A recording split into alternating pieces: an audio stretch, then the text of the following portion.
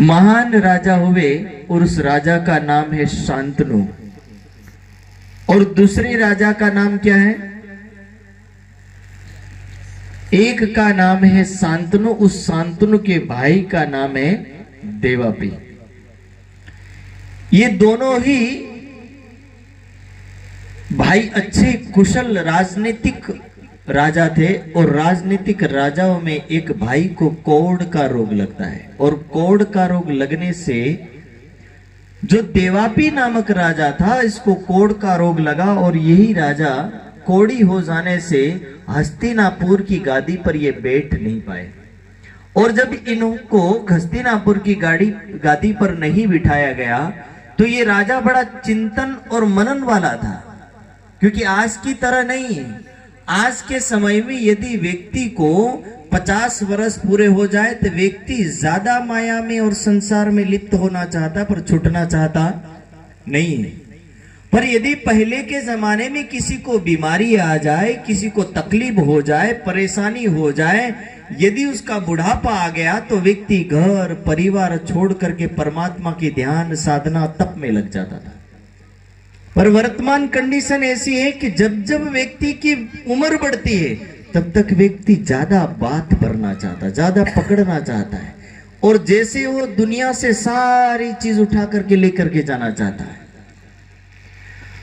तो यही बात देवापी को बीमारी लगी। देवापी को भी बुढ़ापा नहीं आया है, पर बीमारी लगने के बाद भी देवापी इतना बुद्धिशाली राजा है कि वो कह रहा कि यदि मेरी बीमारी लगी और बीमारी अमिट है, यानी मिटने वाली नहीं है, ये जाने वाली नहीं है, इसलिए इस बीमारी की वजह से मैं संसार में कोई भी सुख को ले नहीं पाऊंगा।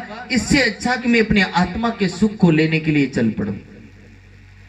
और आत्मा के सुख को लेने के लिए दोनों ही राजा जाते हैं। उसमें से जो पहला राजा है, इनका नाम देवापी है, जो भागवत के अंदर इसका प्रमाण मिलता है। देवापी संतनु भ्राता मरुश्च स्वांकु वंशज, कि देवापी नामक जो राजा है अपने हस्तिनापुर यानी यही राजधानी को छोड़ करके, जो भारत की सबसे बड़ी राजधानी है, इस राजधानी को छोड़ करके, राजपाट को छोड़ करके चल पड़ा है हिमालय के कलाप ग्राम में, और कलाप ग्राम में जाकर के घोर साधना और तप करता है।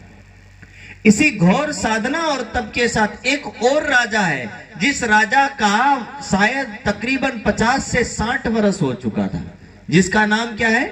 मरु है। और मरु नामक राजा के जब 50-60 वर्ष हुए, मरु का शरीर थोड़ा कमजोर होने चला, तब राजा मरु कहने लगा कि यदि मैं इस समय परमात्मा की भक्ति में नहीं लगा तो शायद मरने के बाद में जो इस परमात्मा की भक्ति का अवसर मिलने वाला नहीं है।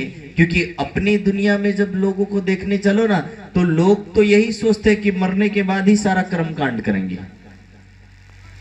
आधे लोगों भक्ति की संप्रदायों में चले जाओ तो आपको एक ही चीज मिलेगी, मरने के बाद जितने कर्म करने हैं, कर्म कांड करने हैं, जितने विधि विधान करने हैं वो सारे कर लेते, पर जीवित रहते कोई करना चाहता नहीं है। तो मरु राजा बुद्धिमान राजा था, उसने भी अपना परिवार छोड़ा, सब कुछ छोड़ा। दोनों ही राजा वहां मिलते हैं, और हिमालय के अंदर मरु राजा ज्यादा ध्यान साधना का ज्ञान रखता था। और जब राजा मरु की मुलाकात देवापी राजा से हुई तो देवापी राजा ने पूछा कि हे राजन, आप तो ऋषि जैसे हो चुके हो, आप मेरा मार्गदर्शन करो। तब राजा मरु ने कहा कि मैं जितनी साधना और तप जानता हूं, और सभी साधना और सभी तप मैं आपको बताऊंगा। और उस तप के बताने के बाद तरीका बताया, योग विद्या सिखाई, योग ज्ञान सीख करके राजा मरु और देवापी दोनों कठोर तप किए। और कठोर तप करने के बाद यही दोनों जो राजा है, इन दोनों राजाओं की यहां से निजानंद संप्रदाय की शुरुआत होती है। 400 वर्ष पहले तो केवल कलयुग में होती है, लेकिन शुरुआत हुई द्वापर युग से, और द्वापर युग से ये घटनाएं शुरू हो गई थी कि कलयुग के मानवी इतने मायावी हो जाएंगे। इसलिए इन दोनों राजाओं ने एक श्लोक के अंदर अंतिम चरण में क्या लिखा देवापि संतनु भ्राता मरुश्च स्वांकु वंशज कलाप ग्रामे आसाते महायोग बलान्वितो तावी हैत्य कलरंते वासुदेवानुशिक्षितो वर्णाश्रम उत्तम धर्मम पूर्ववत प्रथयिष्यतः। ये राजा कह रहे हैं कि हम दूसरी बार इस दुनिया में जन्म ले तो धर्म की पुनः स्थापना करेंगे। कौन कह रहे हैं?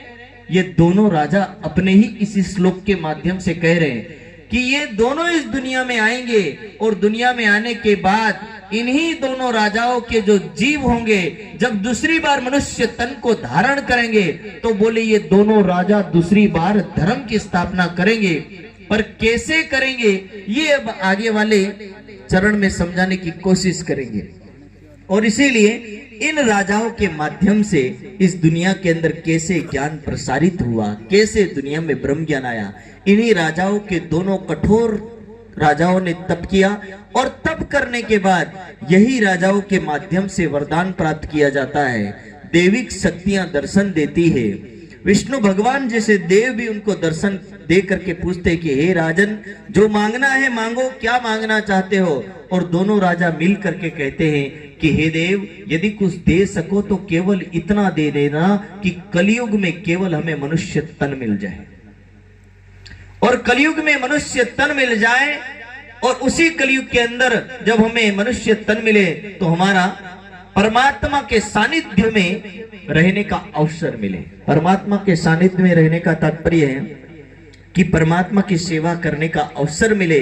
और जब उन्होंने योग साधना और शास्त्रों से जान लिया था कि परमात्मा 28वें कलयुग में आने वाले हैं, इसीलिए 28वें कलयुग में आने वाले उस पूर्ण ब्रह्म सच्चिदानंद के बारे में जान करके इन्होंने पहले से ही वरदान मांग लिया।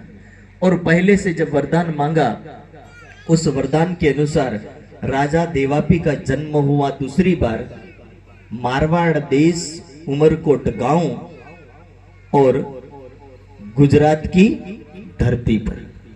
वर्तमान में वो एरिया पाकिस्तान में चला गया, क्योंकि जब हिंदुस्तान का बंटवारा हुआ तो वो एरिया बदल करके उधर चला गया।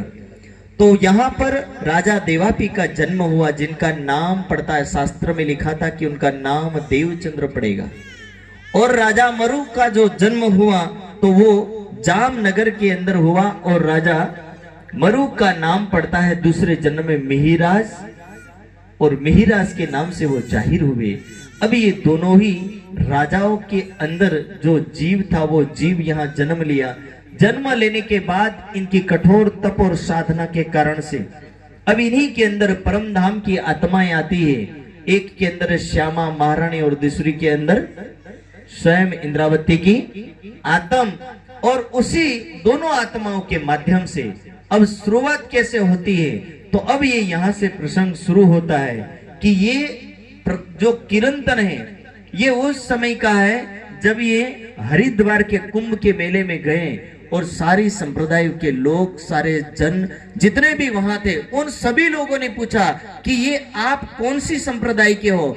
तब उस समय ये किरंतन उतरता है और उस समय उस किरंतन के अंदर इसका पूरा भाव प्रकट किया गया है कि कैसे इस दुनिया के अंदर परब्रह्म सच्चिदानंद का आगमन हुआ, जो शास्त्रों में पहले से लिखा था।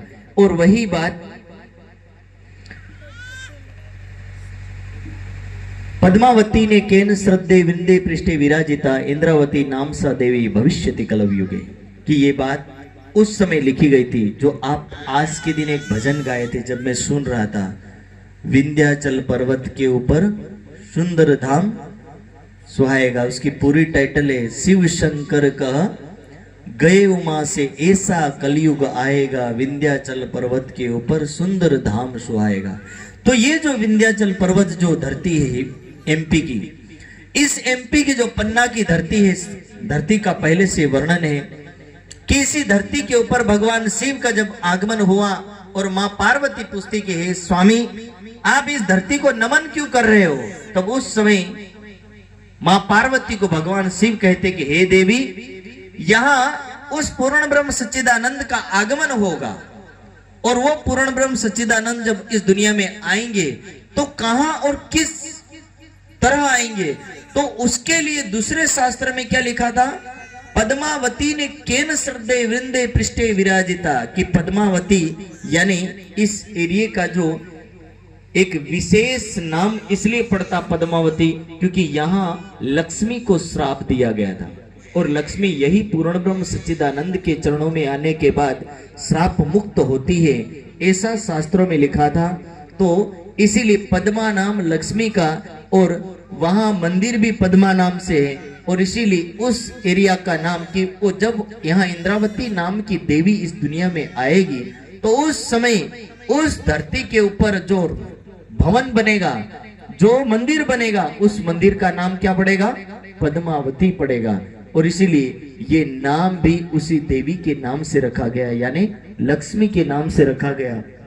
उसी पूर्ण ब्रह्म सच्चिदानंद का प्रकटन इस दुनिया के अंदर हुआ, और उस पूर्ण ब्रह्म सच्चिदानंद को जो दुनिया राह नहीं जानती थी, कि नहीं पहचानती थी कि कौन वो पूर्ण ब्रह्म सच्चिदानंद है जो सारी सृष्टि से अलग, पूरे संसार से अलग, जो हमारी आत्मा के सुख का देने वाला है। कई बार व्यक्ति ये चिंतन करता है कि आखिर परमात्मा की तरफ हम क्यों लौटे। तो आप कल्पना कीजिए कि वैसे तो हमारा निजानंद संप्रदाय यानी आनंद की ओर लौटने वाला संप्रदाय, यानी सुख शांति की ओर लौटने वाला है, लेकिन सुख शांति की ओर लौटने का कारण क्या है? तो दुनिया में आप एक ही नाम को केवल आनंद स्वरूप से जोड़ते हो, सच्चिदानंद स्वरूप, सत्यचित और आनंद स्वरूप। और सत्यचित और आनंद स्वरूप किसका नाम है? एक पूर्ण ब्रह्म सच्चिदानंद का नाम है। अब देखिए सत्य, चेतन और आनंद, और इधर निजानंद को देखिए, निज आनंद, यानी अपने ही आनंद को प्राप्त करने वाली आत्माएं किधर जाएगी? तो बोले उस सत्य, चेतन और आनंद स्वरूप परमात्मा की ओर जाएगी। और आनंद स्वरूप परमात्मा की ओर जाने के लिए वो दुनिया में कैसे रहेगी? उनका रहन सहन हर कुछ इस दुनिया का अलग होगा, और उस अलग रहन सहन को दुनिया देखेगी, और देख करके उस समूह में जुड़ करके इस संसार से परे चल पड़ेगी। इसलिए हम सुंदर साथ को सदा आनंद की प्राप्ति के लिए लगना चाहिए। दुनिया के तमाम पदार्थ जो आनंद देने के लिए बने हैं, लेकिन यही आनंद देने के लिए बने पदार्थ कई बार दुख भी दे देते हैं। आप सोच के चलिए कि यदि आप जिस पदार्थ की ओर आकर्षित हो रहे हैं, हो सकता है कि वही पदार्थ एक दिन आपको दुख दे, वही पदार्थ आपको कष्ट दे, और निश्चित रूप से सतत किसी पदार्थ का, किसी वस्तु का आप प्रयोग कर रहे हो तो वो वस्तु आपको एक दिन अच्छी नहीं लगेगी। वो इंसान भी हो चाहे कोई भी हो, एक इंसान के साथ यदि लंबे समय तक अच्छी दोस्ती है तो समझ लीजिए कि एक दिन दुश्मनी भी होगी और होगी। ठीक है, कहीं भी चले जाओ, आपको जो चीज अच्छी लग रही है एक दिन वो अच्छी नहीं लगेगी, चाहे वो कपड़े हो, चाहे फिर वो इंसान हो, कोई भी चीज हो। इसीलिए दुनिया में इतना ही व्यवहारिकता रखा करे कि जिससे आपकी दुश्मनी भी ना हो और दोस्ती भी ना हो। इसलिए शास्त्रों ने क्या होगा, तेन तक्तेन भुंजिता मागृदः कश्य सिद्धनम, कि आप दोस्ती भी ऐसी करिए कि आपकी दोस्ती टूटे भी ना और आप सदा के लिए निभा सको। और इतना भी लगाव मत कर लीजिए कि हो सकता है कि आपको उससे घृणा शुरू हो जाए। इसलिए साधुओं ने क्या बोला पता है, संगति साधुओं ने सदा ऐसा, वैसे तो शास्त्रों में बोला कि साधु संगति चंद्रमा जैसे शीतल संगति है, लेकिन वही साधु क्या बोलते जानते हो, यानी अस्माकम सुचरितानि तानि तो ये उपास्यानि, कि जितने हमारे अच्छे कर्म है उतना ही हमारे साथ रहना, जितने बेकार कर्म है उस कर्मों की संगति बिल्कुल मत करना। कौन कह रहे हैं?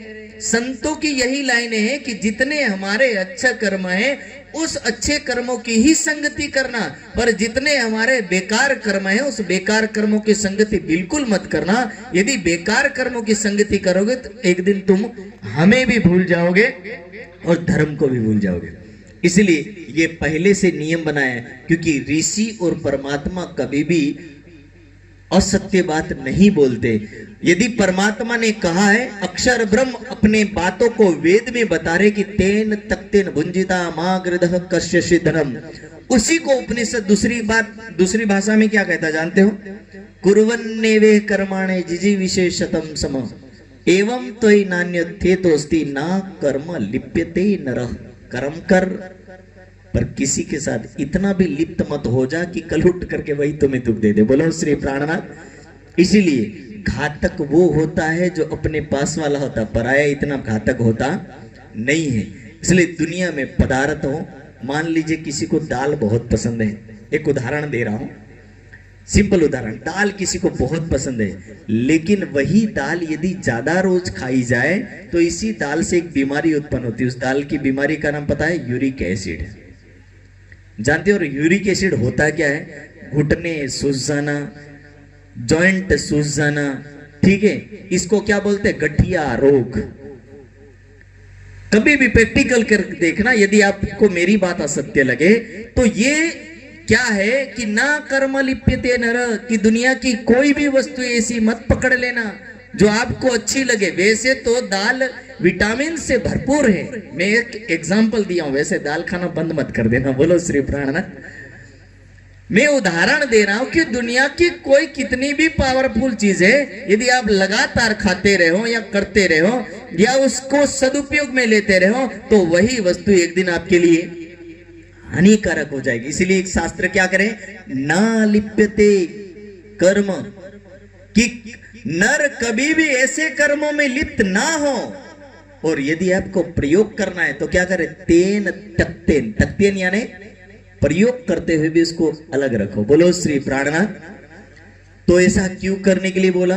क्योंकि इसीलिए बोला कि दुनिया के अंदर जो पूर्ण ब्रह्म सच्चिदानंद आए हैं और उस पूर्ण ब्रह्म सच्चिदानंद को पता था कि सृष्टि के अंदर मानव इतना लिप्त हो जाएगा, और उस लिप्त हुए मानव को कैसे संसार से बाहर निकालना, आनंद की ओर कैसे लाना है, ये आनंद उस पदार्थों में खोजेगा और उसको वहां से हटा करके आनंद की ओर लगाना है। इसलिए सच्चिदानंद स्वरूप के आनंद स्वरूप केवल परमात्मा होगा।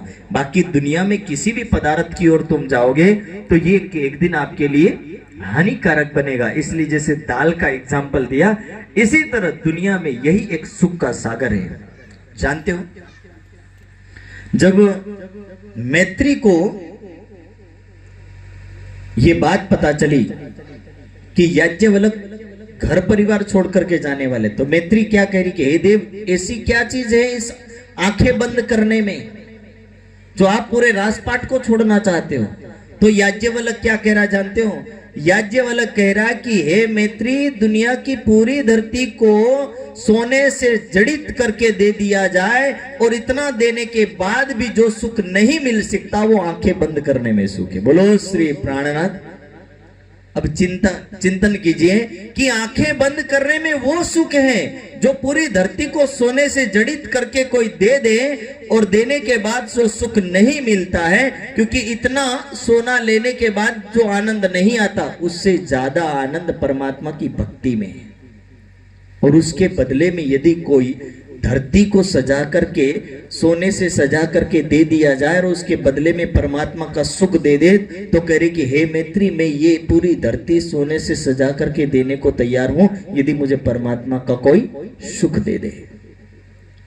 आप कल्पना कीजिए कि यदि एक ऋषि, एक राजा राजपाट को छोड़ने के लिए तैयार होता है, हर कुछ छोड़ करके जाने को तैयार होता है। क्यों होता है?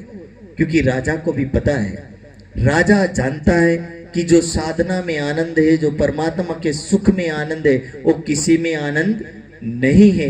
इसीलिए तो ऋषियों ने क्या बोला? भर्तृहरि एंड में क्यों बोल जाता है? गंगा तीरे हिमगिरी शिला बद्ध पद्मासनस्य।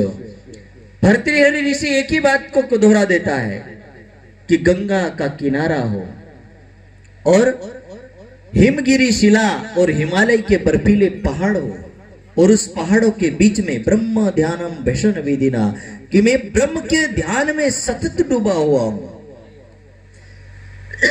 योग निद्राम गतस्य, कि मैं योग की निद्रा में इतने समाधि में, गहरी समाधि में चले जाऊं और किसी हिरण को या हरण को अपने सिर खुजलाने की इच्छा हुई हो और वो झाड़ों में ना खुजला करके मेरे शरीर में खुजलाए, और शरीर में खुजलाने के बाद भी मेरी समाधि ना टूटे। हे परमात्मा, मेरी ऐसी समाधि लगाना। पता है ये कौन कह रहा है? ये भी एक राजा कह रहा है। बोलो श्री प्राणनाथ। जितने भी कहानी मैंने राजा मरु की बताई, उसने हस्तिनापुर को छोड़ा। अरे उसने यहाँ दुनिया की राजधानी दुनिया का राजपाट छोड़ा। राजा देवापीक ने हस्तिनापुर को छोड़ा। याज्ञवल्क ऋषि ने, वो भी एक राजा था, उसने भी राजपाट छोड़ा। भर्तृहरि भी एक राजा होता, उसने भी राजपाट छोड़ा। आप सोचिए कि जितने भी राजा हैं, इन सभी राजाओं की कहानियां इतनी ही सीधी और सरल है कि वो यही कहना चाहते हैं कि हम राज्य का भोग करते करते हम कभी सुखी और संपन्न नहीं हो सके, तो हमारे जैसे सामान्य इंसान क्या कर पाएंगे? जिनके पास धन कमाने के लिए पूरी जिंदगी लगानी पड़ जाती तो भी धन इकट्ठा होता नहीं है। इसीलिए इस तरफ लेकर के चलना चाहते कि तुम निज आनंद की तरफ चलो, तुम परमात्मा के आनंद की तरफ चलो। जो पूर्ण ब्रह्म सच्चिदानंद इस दुनिया में आया है, उस पूर्ण ब्रह्म सच्चिदानंद के आनंद की ओर चलो। यही आनंद तुम्हें परब्रह्म का आनंद ही इस दुनिया से छुड़ा सकता है। और इसीलिए प्रगटे पूर्ण ब्रह्म ब्रह्म सकल में कि इस दुनिया में आने वाला वो पूर्ण ब्रह्म सच्चिदानंद हमारी आत्मा के सुख को देने आया है, हमारे आत्मा के आनंद को देने आया है। जो व्यक्ति वर्षों से उस आनंद को छोड़ चुका है, जो व्यक्ति उस आनंद से विमुख हो चुका है, उस आनंद को देने वाला वो पूर्ण ब्रह्म सच्चिदानंद इस दुनिया में उनका आगमन उसकी आत्माओं के साथ कब हो जाता है? 1638 के अंदर। और उनका 1638 के अंदर आगमन हुआ। और वही जब इस दुनिया में यहाँ पर जो कुंभ का मेला लगा, हरिद्वार के कुंभ के मेले में पहुंचे, और उस कुंभ के मेले में जाने के बाद जब सारे संतों के बीच में रहे, सारे संतों ने उनसे पूछा कि आखिर ऐसी क्या चीज है जो हम लोगों के पास नहीं है। तब ये इतिहास दोहराया जाता है कि आप इस दुनिया के अंदर सब कुछ लेकर के बैठे हो पर अपने आनंद के सुख से वंचित हो। आप परमानंद के सुख को नहीं जानते हो। आपने दुनिया के सभी देवत्व शक्ति को लिया है, सारे देव आपके पास है, सारे भगवान आपके पास है, पर सच्चित आनंद स्वरूप आपके पास नहीं है। आप अपने आनंद स्वरूप परब्रह्म को छोड़ चुके हैं। और उस आनंद स्वरूप को जब तक आप अपने हृदय में नहीं बसाओगे, तब तक आप इस दुनिया के अंदर भले रहोगे, भक्ति धर्म का पालन करोगे, लेकिन आत्मा के आनंद को कभी भी प्राप्त हो पाओगे नहीं।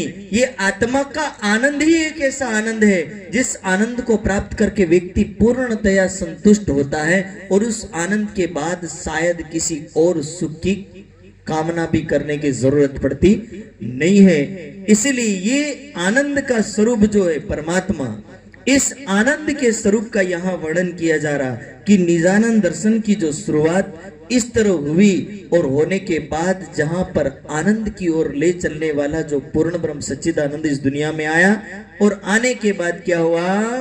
ब्रह्म सृष्टि सिरदार, ब्रह्म सृष्टि सिरदार। वो इस दुनिया में ब्रह्म की सृष्टि आएगी। ब्रह्म की सृष्टि का तात्पर्य क्या है? ब्रह्म सृष्टि कही वेद ने ब्रह्म जैसी तदोगत डबला लाइन शराब में डूबेला जो है। ब्रह्म सृष्टि का तात्पर्य क्या है? कि ब्रह्म जैसी तदोगत। और ब्रह्म जैसी का तदोगत का तात्पर्य क्या है? जो ब्रह्म के जैसे लक्षण हैं, उन सभी लक्षणों में वो पारंगत होगी, उसमें पूर्णतया पक्की बाहर निकलेगी, बंधनों से, सभी बंधनों से बाहर निकल आएगी, सभी चीजों से बाहर निकल आएगी, सारे दुनिया के मार्ग को छोड़ करके एकेश्वरवाद के मार्ग पर चलेगी। उसका नाम ब्रह्म सृष्टि है। ऐसा नहीं कि आज कहीं का कहीं अपना मार्ग अपना लिया और कहीं से कहीं व्यक्ति जुड़ जाता है। जैसे व्यक्ति वस्त्र बदलता है, वैसे व्यक्ति जब भगवान बदलना शुरू कर दे तो समझ लेना कि वो ब्रह्म सृष्टि नहीं है। बोलो श्री प्राणनाथ। ज्यादा नहीं कहना चाहता, पर इतना अवश्य कहना चाहूंगा कि यदि मानव को ये अवसर मिला है, और ब्रह्म जैसी तदोगत का तात्पर्य है जैसे अग्नि में पड़ा लोखंड अग्निवत होता है, इसी तरह ब्रह्म की पहचान करने वाला, परब्रह्म को जानने वाला, परब्रह्म की भक्ति करने वाला, परब्रह्म के लिए तप करने वाला, परब्रह्म की साधना करने वाला, वो कैसे गुणों को धारण करेगा? तो बोले ब्रह्म के गुणों को धारण करेगा। और ब्रह्म के गुणों को धारण करेगा, इसीलिए तो शास्त्रों में ठोक करके लिखा, क्या लिखा? अभाविनो भविष्यन्ति मुनियो ब्रह्म रूपेण। कि वो ब्रह्म रूप में होंगे। लेकिन इधर देखो तो ब्रह्म रूप तो छोड़ो, सारे रूप फेल हो जाए ऐसे तो रूप अपनाएंगे तो ब्रह्म रूप तो मिलेगा नहीं। इसलिए ब्रह्म रूप में वो मिलेगा। ब्रह्म रूप का तात्पर्य यही है कि यदि परमात्मा दया का सागर है तो हमारे अंदर भी दया होनी चाहिए। यदि वो क्षमा का सागर है तो हमारे अंदर भी क्षमा का तत्व होना चाहिए। यानी जितने धर्म के 10 लक्षण हैं और उसके साथ मिलाकर के और भी लक्षण हैं जो परमात्मा के लक्षण हैं, उन लक्षणों को अपनाने वाला व्यक्ति ही क्या है, ब्रह्म सृष्टि का अधिकारी होगा। ये नहीं कि बातों बातों में कहीं का कहीं बेड़ा पार कर दिया। ठीक है, यदि ऐसा पार कर दिया तो ब्रह्म सृष्टि से तो कोसों दूर हो जाएंगे। इसलिए ब्रह्म सृष्टि से कोसों दूर ना हो व्यक्ति, ब्रह्म सृष्टि के लक्षणों में ही रहे, वो ज्यादा अच्छा है। इसीलिए इन ज्यादा अच्छा है, इसीलिए तो वाणी हम सुंदर साथ को समझाना चाहते। ब्रह्म सृष्टि सिरदार, और उनका वो सिरदार होगा। सिरदार यानी जैसे एक मिलिट्री फोर्स का सिरदार, उसका जो बॉस होता है वो जो जैसा करता है वैसा पूरी फौज करती है, पता है ना। उसने कहा कि गोली चलाओ तो सारे गोली चलाएंगे, गोली रोक दो तो गोली रोक देंगे। ठीक है, हमारे राज्य कहते कहते थक गए, तुम ऐसा कर लो तुम वैसा कर लो, पर हम करने वाले नहीं है। तो समझ लेना कि हमारे में भी कहीं कमी आ जाएगी और आएगी। तो इस वजह से हम सुंदर साथ को सावधान करते हुए कि ब्रह्म सृष्टि का सिरदार जैसा होगा, ब्रह्म सृष्टि उस सिरदार के पथगामिनी होगी, यानी उसकी राह पर चलने वाली होगी। और इसीलिए हम सुंदर साथ का जो मार्ग है, जो वाणी कह रही है कि कैसी कैसी उसकी कंडीशन होगी, तो वो ब्रह्म सृष्टि जिस कंडीशन में होगी तो उसका जो लक्षण होगा, ध्यान साधना, तप से गुजरना, बेकार के पदार्थों का सेवन नहीं करना, उटपटांग पदार्थों का सेवन नहीं करना, जो आया जो कचरा आया सब मुंह में डालते रहना, ये सब सिस्टम उसकी नहीं होगी, उल्टी बुद्धि नहीं लगाएगा। ठीक है, तो सारे जो लक्षण है एक ब्रह्म समान है। इसीलिए देखना, आप ब्रह्म ऋषि बोलते हैं। ब्रह्म ऋषि किसको उपमा दी जाती है? ब्रह्म ऋषि जिसको उपमा दी जाती है वो व्यक्ति साधना की गहरे तप में डूबा होता है। जब सारे संसार के अंदर उसके गुण विशेष होते हैं तब उसको ब्रह्म ऋषि की उपमा मिलती है। पर राज्य महाराज ने ब्रह्म शिष्टियों को ब्रह्म मुनि समान कहा है, यानी ब्रह्म मुनि है वो, और ब्रह्म मुनि दिया नाम हम लोगों को। तो समझ लेना कि हमारे गुण कर्म स्वभाव एक श्रेष्ठ व्यक्ति की तरह होने चाहिए, एक सामान्य व्यक्ति से हट करके अपने कर्म होने चाहिए। इसीलिए तो लोगों ने भजन तक बना दिया कि हो मेरे साथ जी दुनिया नहीं चाले ना चालिए, पण आपड़े हेवू करवू तो पछी